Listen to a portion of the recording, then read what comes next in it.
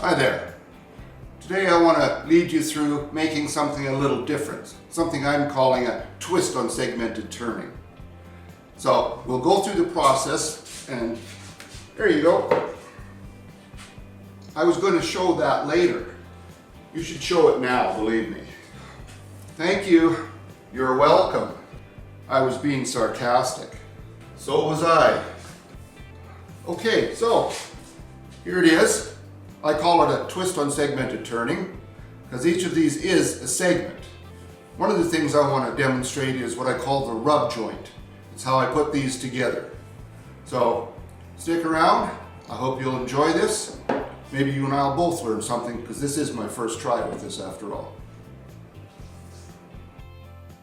Alright, the first thing I've got to start this project is a piece of wire. Now this is, I believe it's 14 gauge steel wire. It's galvanized steel. It's 5/64 of an inch thick, or for you metricated ones, it's 2 millimeters. Now I am going to be using this that I just turned, and I didn't do a very good job, and I don't really care. As you can see, it's very rough. I didn't try to make it nice and smooth and clean like this one I used for my Osmo test, because I know I'm going to have to do a lot of very serious sanding on this anyway.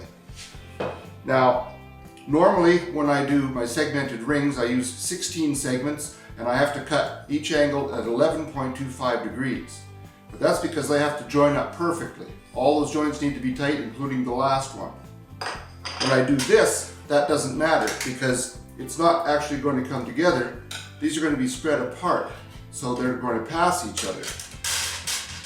Now, this is one that I just drilled a hole in just to test. It's 5/32 of an inch, and as you can see, it'll go around that bend without binding anywhere. That's all I'm looking for with that. Now, I'm going to put this on my miter saw to cut it, and I've drawn a line 180 degrees apart, two lines, so I can keep track of where they are. And I'm going to cut this at roughly 11 degrees. Then I'll just turn it over, move it over the proper amount, and cut it again. Now, to do an 8-inch circle, which is roughly what this is, I would have to cut it to 1.6 inches. I'm going to go with about 1.5. Doesn't matter because I can flex this the way I need to, get the size that I want as I go along with this. So, over to the miter saw, get my first cut, do a measurement, and do the second cut.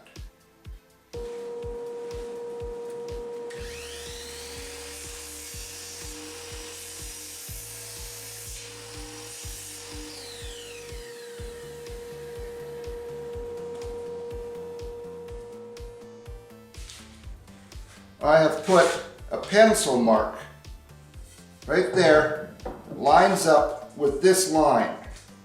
This is the way it was cut. Now I'm going to turn it 180 degrees, line that up. I have marked this, so I believe I'm going to get 1.5 inches, and let's try cutting this.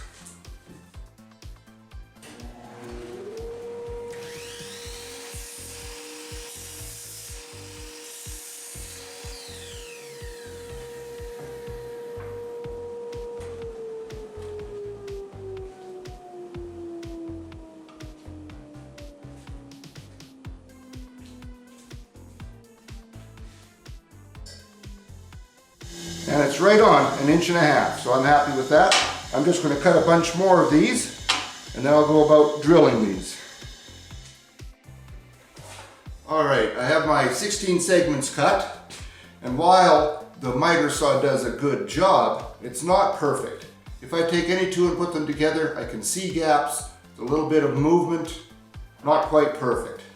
Now what I've got here is a plate glass, 1/4 inch plate glass. I've used double-sided tape to put 80 grit sandpaper on one side from a sanding belt. On the other side I've got 150 grit. So I'll put this down. I'm going to use the 80 grit side. Clamp this in place so it doesn't move around on me. Now I've taken a pencil and shaded the surface.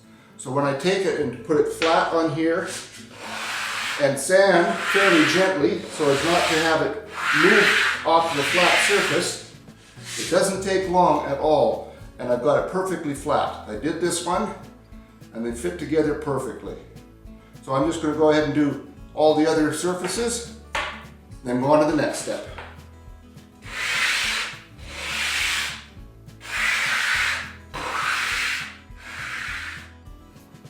This might be one of those rare times when it's easier to do something than to try to explain it.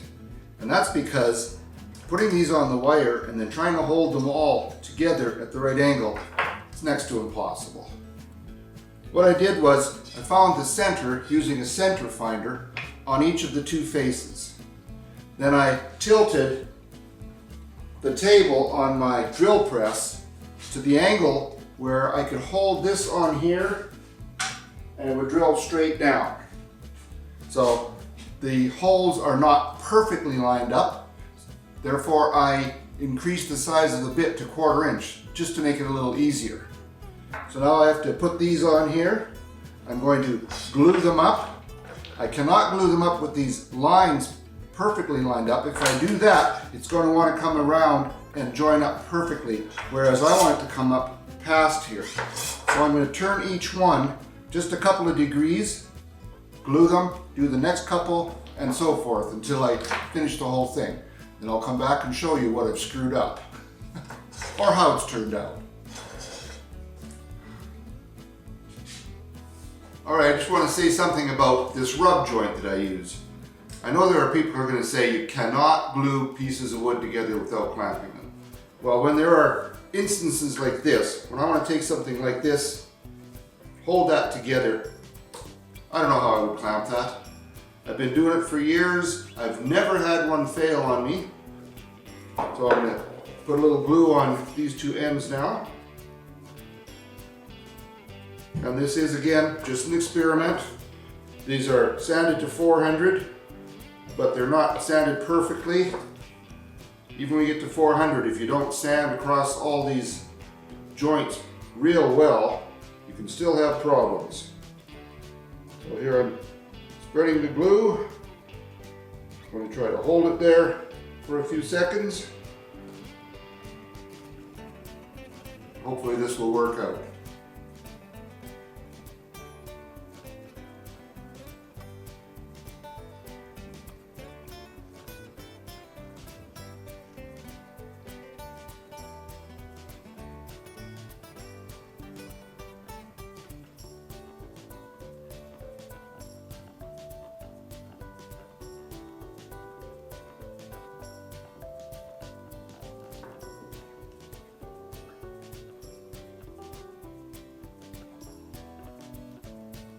Alright, I'll do a little bit of the cleanup of this glue.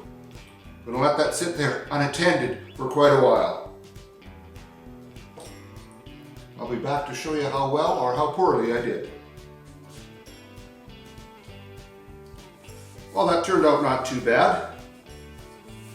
Stand it back up to 400 again. Now my challenge is, what do I do with this? I can put it in a lot of different directions. Match it up, go over here. Decisions. The life of an artist. So I'm going to figure out what I want to do with this. I'll glue it up, sand this joint. I'll be back to show you the results at that point. This is a piece of elm. It's 1.5 inches square and 6 inches long. And I want to turn that down to a cylinder.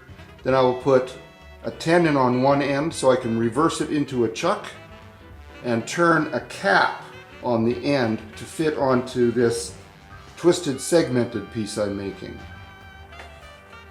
I'll be using my roughing gouge and turning it 2000 RPM.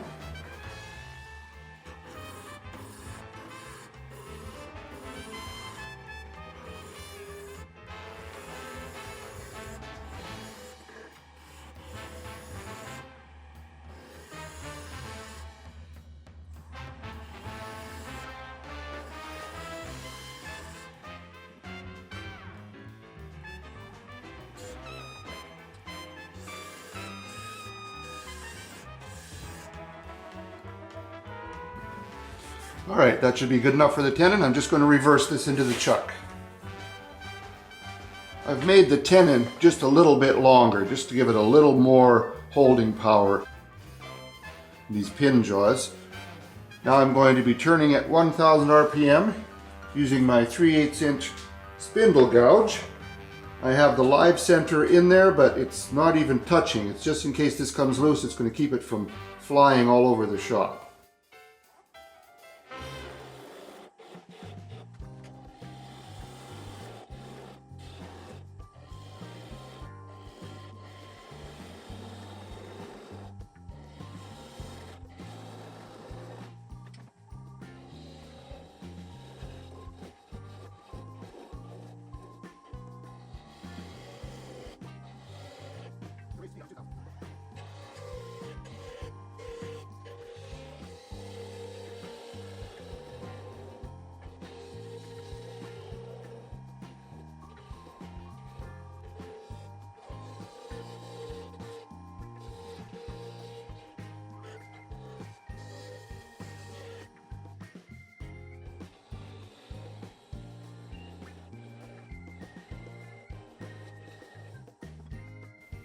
Getting a lot of vibrations. This is just too far out from the chuck to get a smooth cut.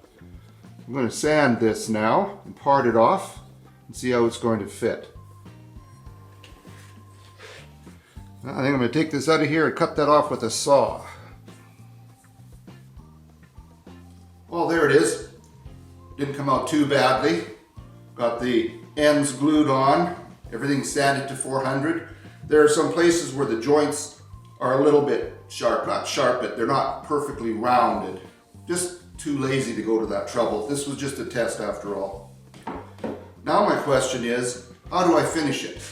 I could just finish this with Minwax Wipe on Poly, a gloss, see how it looks. Could look pretty good. I was also thinking of dyeing it. I was looking at this red. It's an aniline dye. This is a piece of elm that I've dyed. I think it looks pretty nice. Poly on top of that would look very, very nice. But I'd like your opinion. Tell me what you think. How should I finish this? Well, I'll leave it for a week or two till I get some feedback and find out what everybody would like to see it looking like. In the meantime, I know this won't mean anything in just a couple of weeks, but for now, have a Merry Christmas. I hope Santa Claus is good to you. I would say, hope you get everything you think you deserve, but some people might not get anything. And I might be one of them. So thank you for watching. Appreciate you stopping by. I hope you come by next time. Have a great day in your shop and be safe. Take care of yourself. Don't forget to subscribe if you haven't done so. And I hope to see you next time. Take care now.